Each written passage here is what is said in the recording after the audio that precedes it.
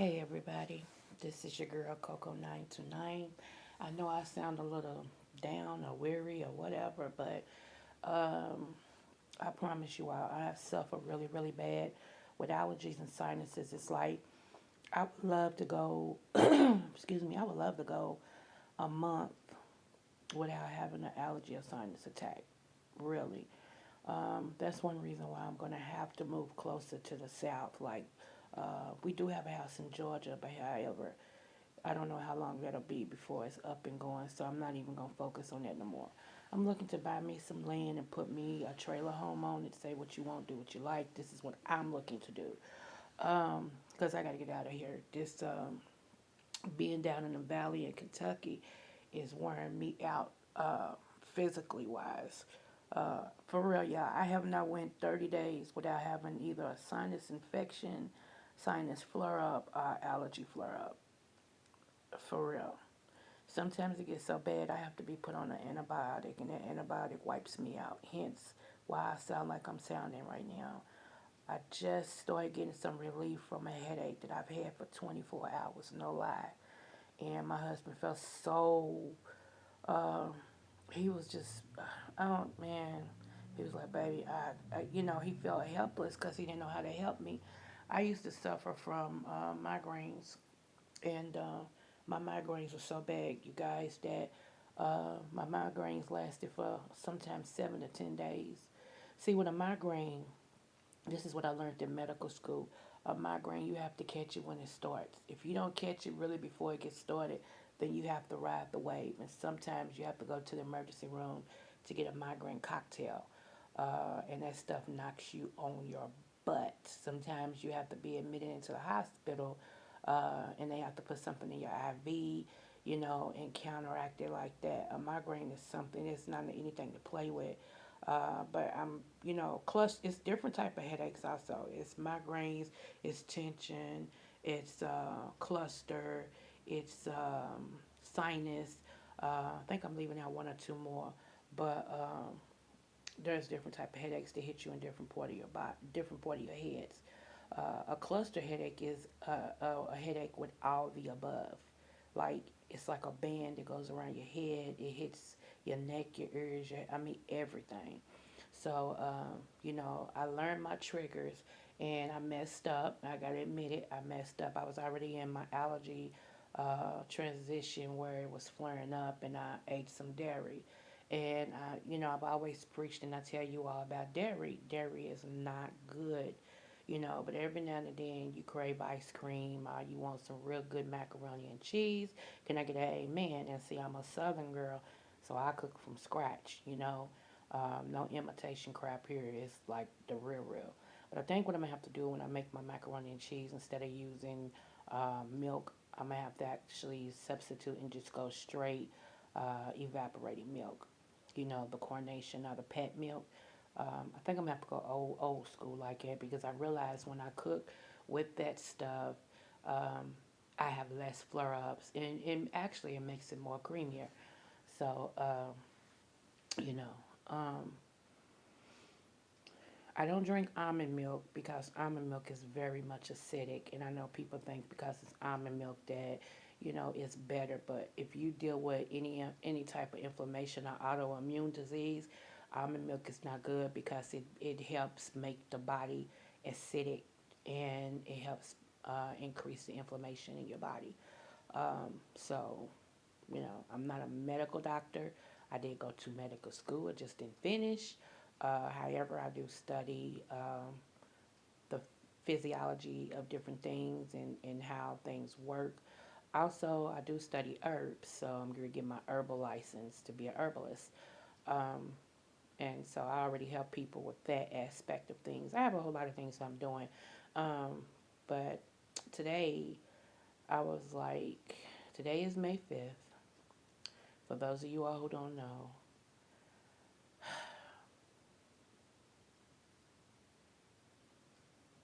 okay, I can't afford to cry because then my sinuses will flare up again and I'll be dealing with the headache again. So I'm going to try to say this without, because I had planned on coming on doing a video with me, but because I felt so bad, I am still in my sleepwear with my rag tied around my head, and I refuse to go on camera like that. Okay. Um, okay. So 2013, May 5th, I got the call on my life. I got the call that I lost my dad. I'm pausing y'all because I do not want to cry. I do not want to cry. So, uh,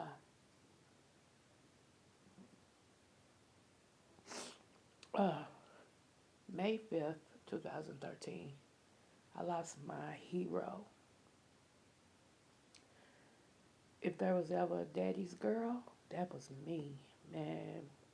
And some of y'all that's daddy girls, y'all know what I'm talking about.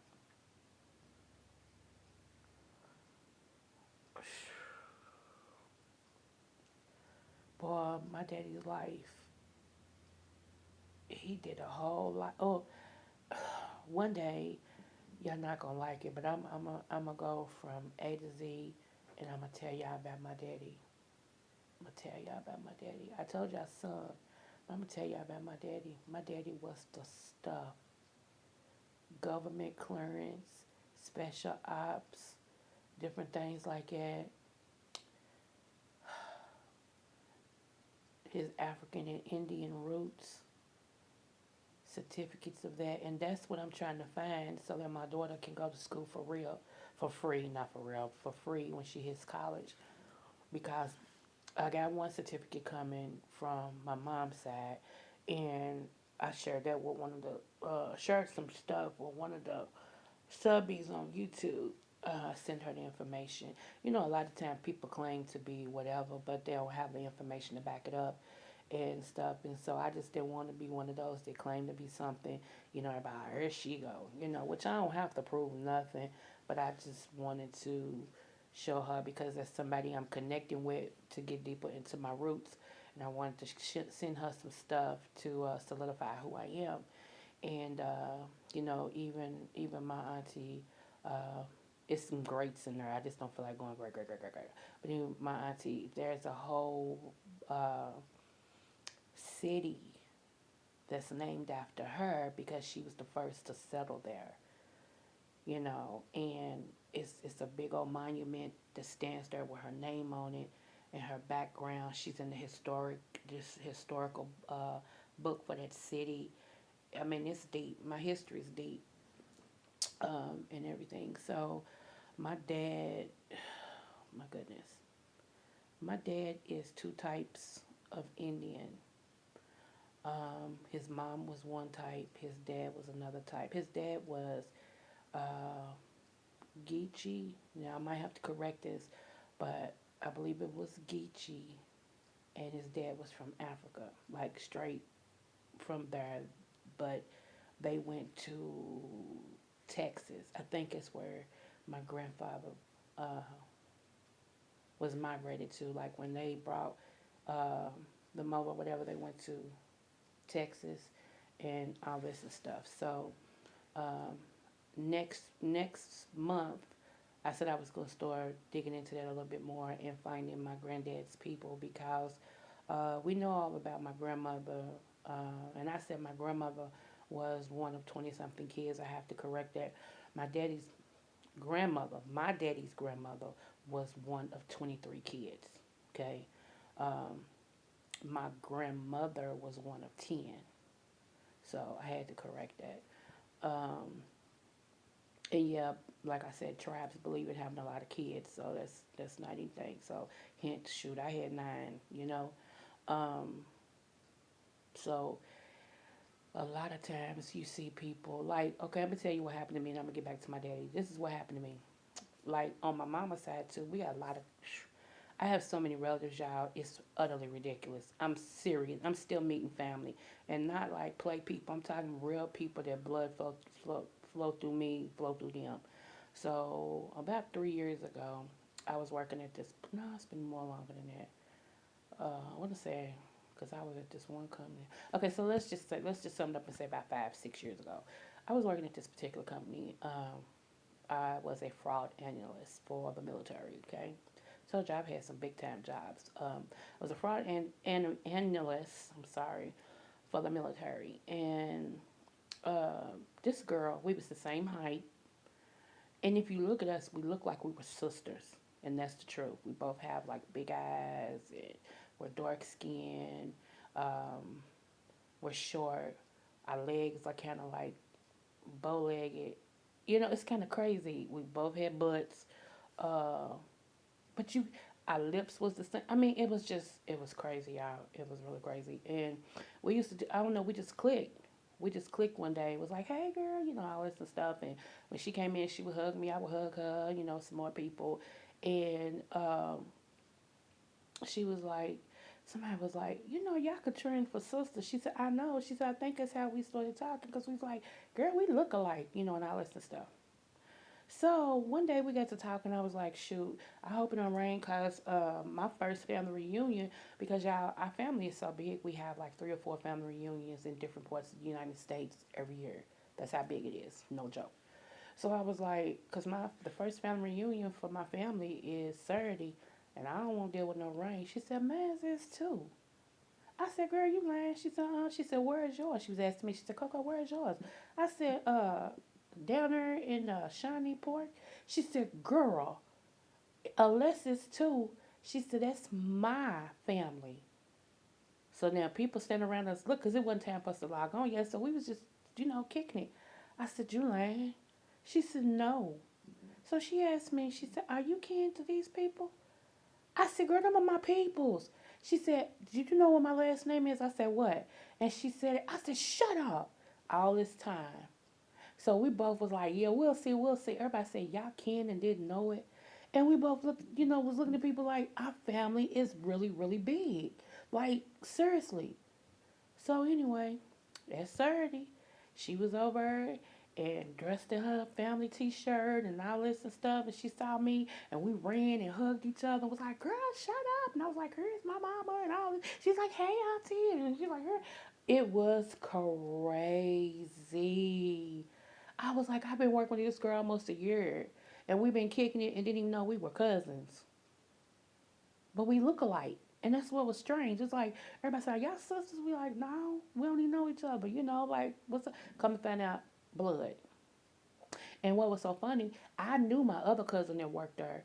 And the other cousin that worked there, she showed up because it's her family too.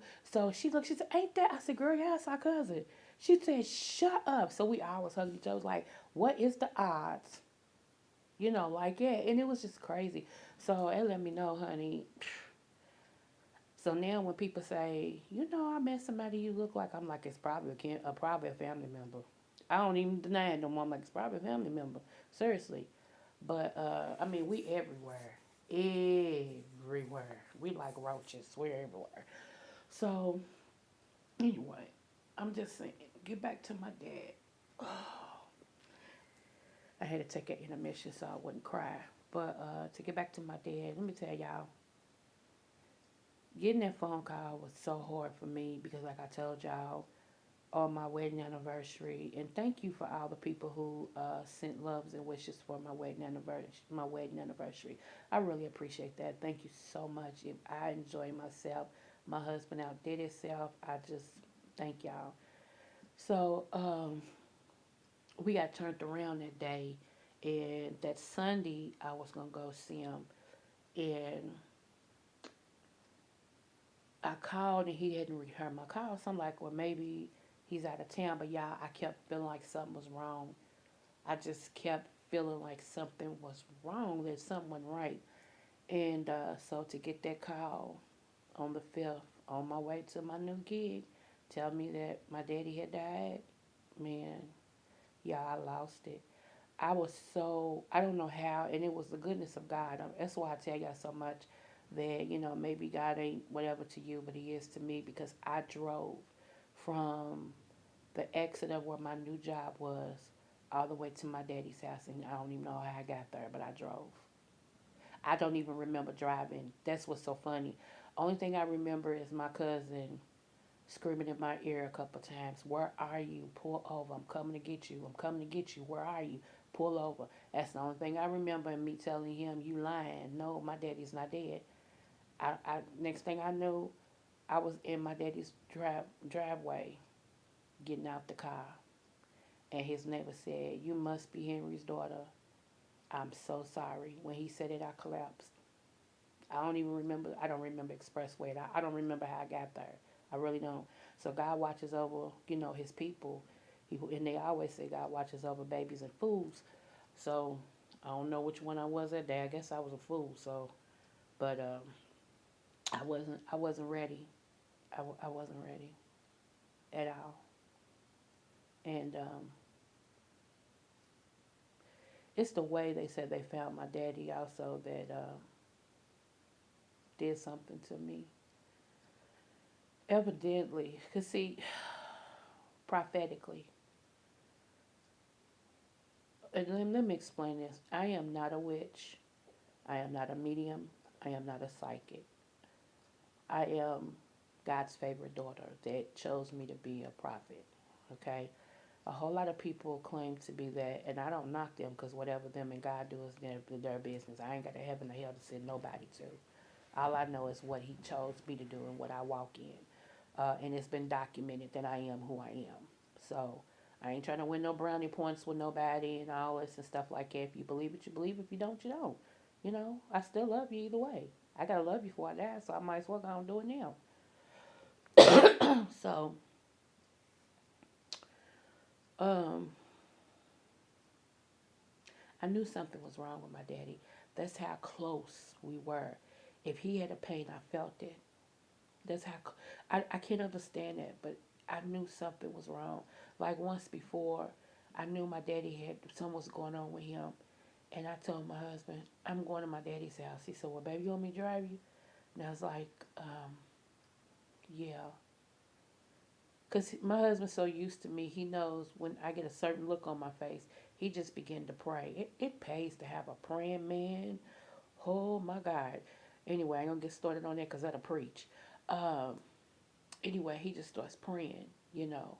And so he drove me to my dad's house, and I said, "I'll be right back." And as I was walking up the steps, it's just something didn't feel right. And so when I knocked on the door, I knocked again because my daddy, he's one, "Yeah, who is it?" Like that. So I knocked on the door, and I heard, "Who is it?" It was just wasn't him. It wasn't him. And I said, "Daddy." He said, "Oh, Coco baby, one moment." Like that. And then he wouldn't let me in, y'all. That's not my daddy. Not to let him, I'm his favorite. Out of all the kids he got, and all of them know I'm his favorite. That's why they hate me. But anyway, out of all his kids, I'm the love of his life's daughter. I'm his favorite. There's never a time that my daddy wouldn't let me in his house. And I saw it happen when he opened up the door. I saw that his apartment wasn't his apartment. Like, you had to know my father. My father was immaculate. He was almost, what's that, anal about stuff. Like, he could look at a picture and say, "Ooh, my picture's out." And you like, "There ain't no wrong with that picture." Go give me a ruler. It's just, he was immaculate. You could eat off his floors. Okay. Um, just I can't even explain how he was, but when what I saw wasn't my daddy, and I was like, "Daddy, you okay?" "Yeah, baby, I'm fine. I'm fine." "What brings you out here?" I said, "I'm your daughter," and he said, "You sure are. Don't let nobody tell you different." That was a joke between me and him anyway, and it would always make me laugh. And I'm like, "Daddy, what's going on?" He's like, "Nothing, nothing." He called me his black china doll. Sorry, y'all. Told y'all sinuses draining and stuff. Thank you, Jesus. And I'm like, "Okay." I said, "But Daddy, I know something ain't right." And he just said, "Baby, I'm gonna be okay." And that did something to me because it confirmed something ain't right. But you can't push a grown man to tell you what's going on. See, and I have power of attorney over my dad. So anything happened with him, They would have to call me and get the okay. He didn't trust anybody else with the power of attorney but me. So anytime he went to the emergency room, doctor, whatever, if he couldn't make the decision, they contacted me and I made it for him. So I was like, well, her daddy. And I gave him some money in his hand. And he looked at me and just dropped his head. I said, Daddy, are you eating? Yeah, baby, yeah. But you know, I don't eat a lot anyway. I just smoke my cigarettes and got coffee. As long as I got coffee and cigarettes, I'm good. And that's the truth, y'all. As long as he had his cigarettes and coffee, this man could function. But still, I needed to know whether or not he was eating and stuff. See, he was a prideful man. And the last thing he ever wanted to do was be a burden on his kids. But this is one kid, I didn't care. Don't be sitting over starving or whatever. And, you know, you got a whole daughter over here that has a great job. You know, I got a husband that love you like you his dad. You know, we ain't gonna sit up here and watch you starve and stuff, you know. So, like I said, I can tell her now because he's not here. So, you know, I gave him money and I said, Daddy, I'll be back. He said, where are you going? I said, I got something to do. I went right up the street to the Kroger and went grocery shopping for my daddy. And when we came back, we left it at the door. And I called him. I said, Daddy, here, come outside. So as he opened up his door, he saw them bags sitting right there. And he just dropped his head. And I just told my husband to blow. I said, I love you. He said, love you, baby. Thank you. Like that. And I was like, my daddy was in there with no food and stuff. How you do it? How do you have businesses but that's like I told y'all. He loved what he did, and people promised to pay. So there you go. You know. Uh, but even if I had $10, if he needed 9, baby, he could have a whole 10, cause God will work it out for me. That's my daddy. You know. And I remember. This is a true story. I remember when I got pregnant, and the dude, God rest his soul because he's dead now, but the dude lived in this affluent neighborhood. He was like one of 4 black families that lived in an all white neighborhood. Okay, I mean, and they got money out there, all white neighborhood. And matter of fact, 2 doors down from my daughter's father was Ku Klux Klan, and then at the corner was 2 houses of Ku Klux Klan. But he didn't care. He was hood. That's not funny. Anywho, y'all, so um, his parents felt like because I lived in the projects, I wasn't no good for him. And what's so funny, they tried to keep this boy away from me. They put him on a punishment. They took his privileges. They would try to lock him in the house. They would take his phone, like his phone privileges. Um, what else? I mean, they tried to do everything to keep his boy away from me because of where I lived at. But can I tell y'all, they came from the projects, and then where they was living before the projects, my mama lived 2 doors down from them, and then they got married and moved in these apartments that they should have stayed in the project because the apartments wasn't about nothing, and then they finally moved out there in white man land. That's what we call it. So they thought that they was just the cats be out. Well, my father was a police officer, and they figured, by talking down about me, she's in the projects, and what you want with somebody like that, and blah, blah, blah, blah, blah, blah. Okay, so my daddy got wind of it, because my mama, and that was the love of his life, he died loving this woman, and they had just started dating again. Ain't that something? I'll be 50 this year, and they started trying to date when I was almost 45 years old again. Secretly, they was dating, but they was trying to make it like a connection for real. They started letting me know that they was having little dates and stuff because, to be honest, my mother has always loved my daddy. She was 15 when she started dating my daddy. My daddy has always been in love with my mama ever since she was 13, but he was so much older than her, he didn't mess with her.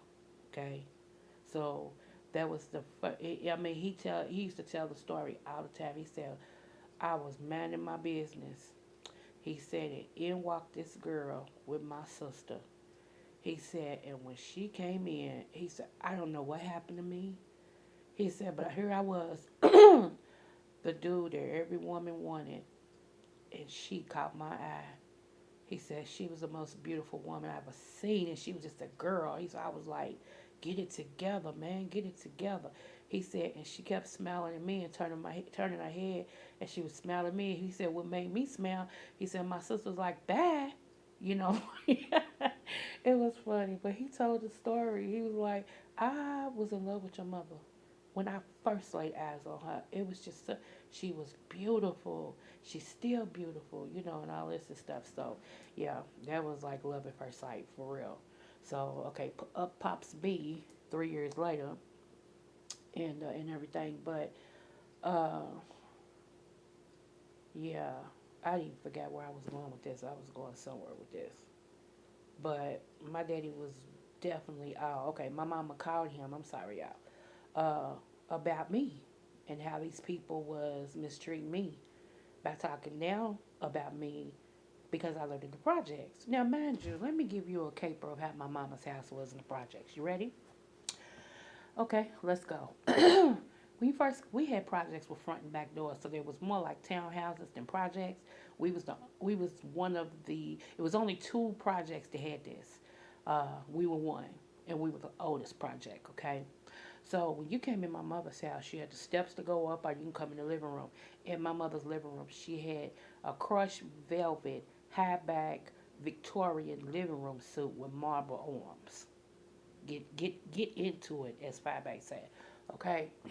On her floor was a mink, not imitation mink, was a mink rug, area rug. They had the colors of the couch in the rug. She had these Victorian lamps. You go in the kitchen, got the high back chairs for the dinette set and all this. And then we had nice rooms and stuff. So when you came in my house, you didn't even think it was a project. You forgot you was in projects. You thought you was like in, I don't know, a nice townhouse apartment. You be like, because when people used to come, like, dang, your house is laid. So that stereotype it didn't even hit me because I knew what we was working with.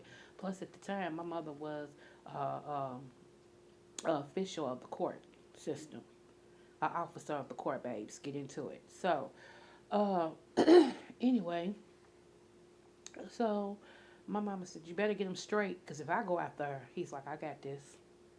So he talked to me. I was like, well, they feel like he shouldn't talk to me and all this and stuff because, you know, I'm in the projects and blah, blah, blah. But here's the thing, y'all. Yeah, and I'm using that blah, blah, blah for DKL, you know. Blah, blah, blah. I'm sorry. It's a YouTube joke. Everybody who listens to Fat Baby, y'all understand what the blah, blah, blah is. Okay, so, but here's the thing. I was in the projects and Mark wasn't, but I was on honor roll. Mark wasn't. I was into sports. He was and wasn't. You know what I'm saying? I mean, it was like y'all don't want him to talk to me, but here I am bringing straight A's and B's home, and yeah, he's getting D's and F's. But like I told him, in order to be with me, you're gonna have to bring your grades up, cause I don't date stupid people. And I was the reason he brought his grades up. Now he wasn't an A B like me, but he went to a BC student. I can take A. Because school ain't for everybody. But you can't roll with me. You got D's and F's. I don't do it. Mm-mm. No little dummies around here connected to me. I'm sorry. So when my daddy showed up, this is what he did. So one day I was late to school. I wasn't late. One day my daddy said, I'm going to take you to school. I said, okay. So the last mile and a half, he put his siren on so we can get to the crowd.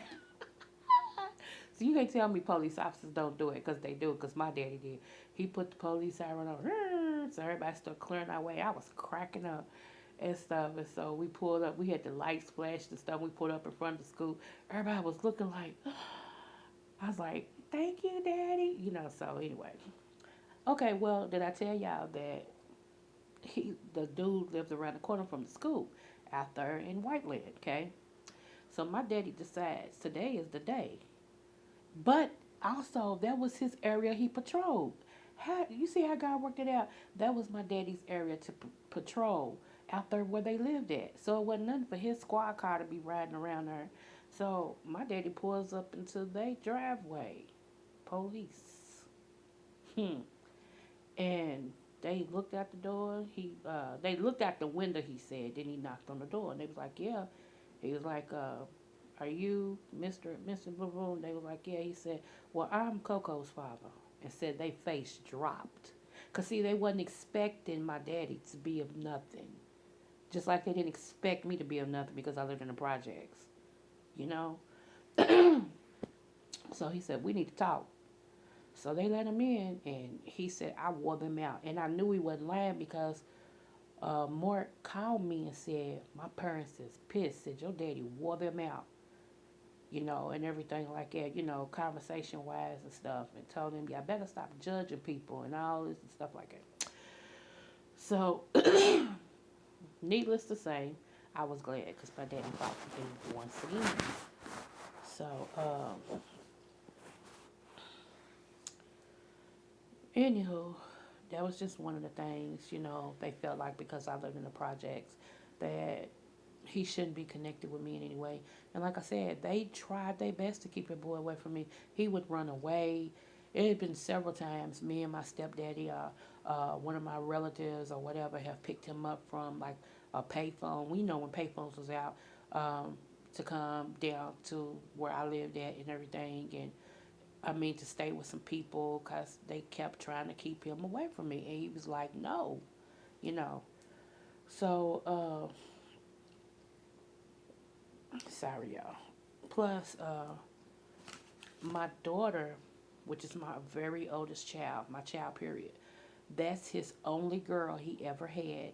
And she's the oldest of both. She's the oldest of my kids and the oldest of his other three boys because he had three boys after my daughter, and everything. So my daddy told them though, said y'all should want him around her because she's the one make sure he gets good grades and stay in school. And that's the truth. Like he used to knock on the window of my class and people would be like, Coco, Coco. I'm like, what? They said, look at the door. And he'd be in the door. I'm like, and I would say, can I go to the restroom? Whatever class I was in. And they got so used to it. They was like, tell Mark to get back to class, Coco. I'm like, okay, you know. So I told him the last time I was like, look, I ain't messing my grades up. I don't need a scholarship, blah, blah, blah. And if you going to be with me, you need a scholarship or you need some good grades. Go to class. Man, they get on my nerves and there, man, blah, blah, blah.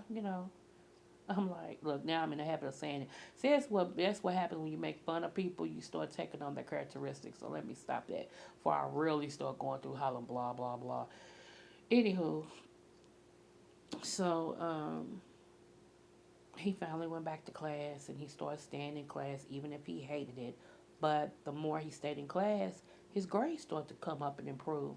And I remember one teacher telling him, whoever's helping you to get better grades, you need to keep them, like that. So, but he used to like, it was times I wouldn't even be home. I would be away or something. And by the time I get home and I walk around my granny's, which is my daddy's mother, I walk around her because she lived in the same project. And she was a staple in the community, though. She was the first African American female police chief. She was just a whole bunch. I ain't gonna get into her business because these people crazy.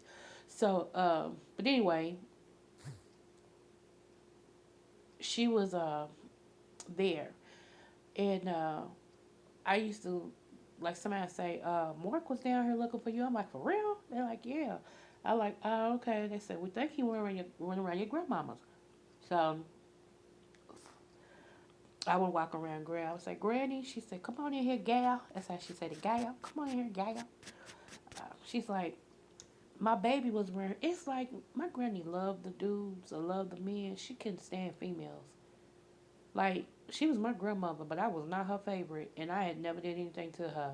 But I think what it was is because of that Indian in her, and I opened my mouth and told about my cousin messing with me. I think that just what did it, because I was supposed to keep my mouth shut. I didn't know the ropes because I wasn't raised directly under them. I was raised under my other grandmother and my mama's influence. So I didn't know what the deal was. I'm still finding out stuff like it about our tribes and everything, but that is one thing that they believe in keeping the blood pure. So family screwing family like that, that's kind of a given. Is they don't look down at that because it keeps the bloodline pure. Um, however, however, she left her family and the blood and the tribal line and all that and stuff. She left from Louisiana and moved because she didn't want her kids when she had them to grow up having to mate with their family. But you got mad at me for telling the truth. Anywho, it's messed up. So, and I forgave her, and I still loved her, even though I know she really didn't care for me until the latter part of her life. She started, really trying to take me up under her wing. I guess she was trying to make amends for not being the granny that she should have been to me. And, I can't hold no grudges. I can't. I guess I could, but what would it do for me, So, anyway, so so Mark used to go over her, and he would be over her house, and I remember that one time, Granny was like, "Come on in here, Gail." And when I came in, he was sitting at the table eating. I was like, "What you doing over my granny's house?" She said, "He can come over here." He's like, "I came by your house, you wasn't home, so I came over here and sat with Granny because I thought you was over here." And she started feeding me, and all this and stuff. So they was used to him, My daddy liked him, but my daddy told him, "Don't make me put my foot up your way either over my daughter." And he knew my daddy meant that. He's like, "Yes, sir. Yes, sir." He's like, "I don't care what you do with anybody else's daughter, but it ain't gonna be mine. You do right by her, you know." So, yeah, my daddy was just my hero. And like I said, May 5th, 2013 and y'all, what was so bad was I was working to get my doctorate degree. I wanted to give my daddy that doctorate degree so bad, so bad. And, I was working on it, and I didn't get it to 2015, but nevertheless, I got it. And because my daddy had two doctorate degrees. Like 2 months before he died, he had just got his second one. Can you imagine that? I was like, wow. And somebody sent me the picture of him graduating and everything, and I was like, dang, man. Because he said, "I'm graduating." And I said, "Well, where and when?" Because I wanted to come and support him and everything and stuff. And he was the oldest member in the class, but he got it. And he was straight A student. My daddy was so intelligent. You got to know he was intelligent if he spoke and wrote 6 languages, 5 or 6 languages fluently. I mean, just intelligent. They did a write up about him in Black Belt magazine. Um, he used to train superstars in martial arts. Like they would fly him out different places. Um, Also, somebody is working on a book called Silent Warrior regarding him. It's a whole lot of things that's happening. I'm having to take people to court though because they want to use my dad's information and they haven't gotten permission from me. See, I am business. He would let you do it and just, "Oh, yeah, that's fine, go ahead." But me, no. Y'all used him in life. I be damned. And that's what I mean if y'all use him after death. You got me to deal with. And baby, when I tell you I'm about my business, let me see. I'm going to let you make it. I'm going to let you make the movie. I'm going to let you write the books. I'm going to let you do all that. And then I'm going to take your butt to court. And I want the percentage that's due me and my siblings. Even though my siblings is stupid, I'm not. How about that? And I'm gonna let you. I ain't gonna raise no fuss while you doing it. I'm gonna let you go to do it. I'm gonna let it get published. I'm gonna let you do all of that, and then being my attorney with my papers to show that I have the right and I'm the one over his estate and anything regarding him. I have been before he died, and I am now after his death. And the court stood behind me and made me the one. So I'm waiting for everything to come out. And as soon as you start getting paid, you all might see my face on TV and say, I know her. Uh huh. Now pay me. Pay his estate. Yeah. So, see, all quiet mouths ain't done. I sit back and watch a lot. I got my time when I'm going to do what I got to do. I'm just waiting. Everybody think I don't forget. It's different weapons that my daddy had that these people took. People think I don't forget about that. I ain't forgot about that. I got my time, boo. I got my time. Trust and believe. I ain't nothing dumb about me. I'ma wait. There was a whole lot of stuff that they put in a closet that was my daddy's. And like I told them, if I don't come for 10 years, it still better be there because it's mine. Huh. It's documents and everything that's floating around. I'm waiting. I'm waiting for them to appear. Y'all ain't seen nobody yet. Let me tell y'all something. I laugh at stuff in chats, on different people's YouTubes, and I talk about a whole lot of stuff. But you best believe, ain't nothing about me slow, and ain't nothing about me stupid. I just see how far people gonna take me. I just let people, say what they want. I'm like, oh, okay. Is that how you feel about me for real? Cool. You entitled, cause you don't know me, so you're entitled. Okay. But baby, when I tell you I'm a court monster, I'm a court monster. What I mean by that, mess with me and see. That's all I'm going to say. Mess with me and see. I'm one, I sit over here, I don't bother anybody. I might laugh. And I speak, hold on, y'all. Oh, my nose. Where's my paper chips, my napkins and stuff. Because I got to blow my nose. My sinuses is draining. Praise Jesus be unto him. But I'm one, I sit up here and I watch a lot. I watch a lot. Some things is laughable, some things is sad. Do I know everything? Heck no. But I position myself to learn.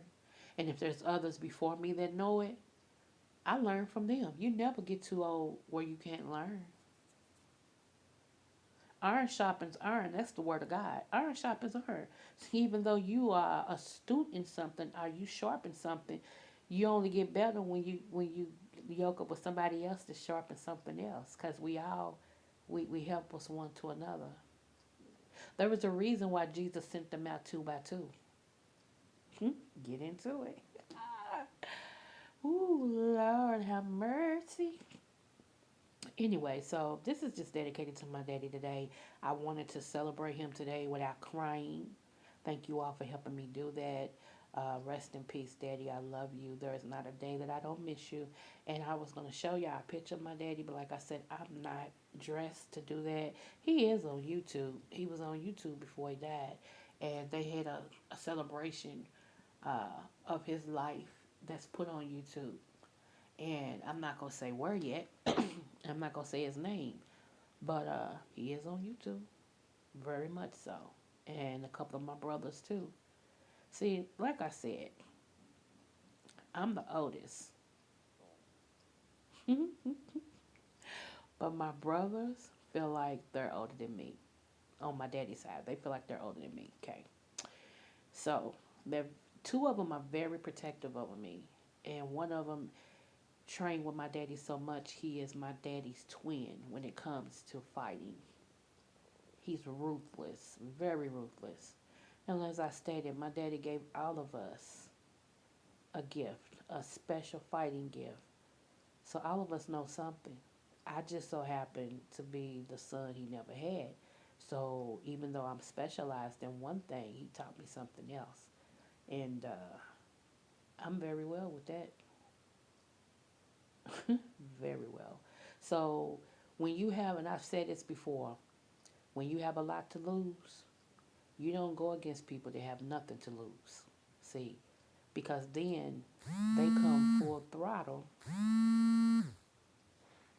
Mama have to call you back. Then they come full throttle, honey, to try to take what you got. So a lot of times I sit stuff out. Excuse me, I let people think whatever they want to think. Because I know who I am. What you think about me don't budge me either way. Thank you if you think good about me. Thank you if you think bad about me. Your opinion matters not. I know who I am. And I'm very good at what I do. I feel like God chose me at the perfect time though, because I feel like if He didn't choose me, like really, really choose me to come on out and start ministering His word, preach His word, and all this and stuff, I would have been a super, super hoe, and not a hoe where I slept with everybody. I probably would have been a madam, and that's the truth. Wouldn't nobody have known it because I would have had something else going on, and that part would have been a secret. But I probably would have been one of the best paid madams you would have ever seen in your life.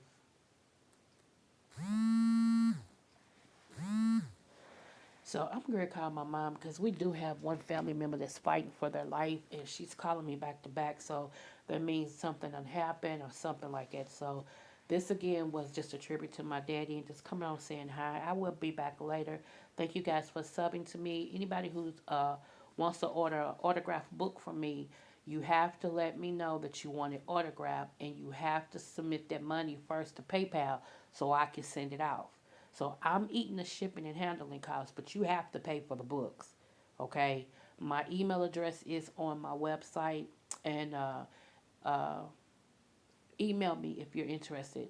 To December Baby and Anthony. December Baby, yours was sent off today. Anthony, I'm still waiting on you to get with me. All right. All right. Smooches. And thanks. What is her name? Lashada Gaither, Andrea Gaither, something like that. Thank you too, sweetie. I will get back with you.